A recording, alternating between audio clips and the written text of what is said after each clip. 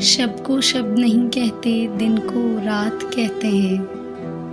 अब हम फ़कत अपनी मर्ज़ी की बात कहते हैं। छोड़ो प्यार की बातें, इश्क के किस्से, ऐसी बातों को हम खराफात कहते हैं। वो जो हमने खाया था वो तो धोखा था, पर जो आपको मिला उसे शैमात कहते हैं। हम नहीं रखते किसी से भी वफ़ा की उम्मीद, हम नहीं रखते किसी से भी वफ़ा की उम्मीद। हम जहाँ रहते हैं उसे औकात कहते हैं। वो जो वफ़ाओं के बदले जफ़ा देते हैं, वो जो वफ़ाओं के बदले जफ़ा देते हैं, सादा लफ्ज़ों में उसे बदज़ात कहते हैं।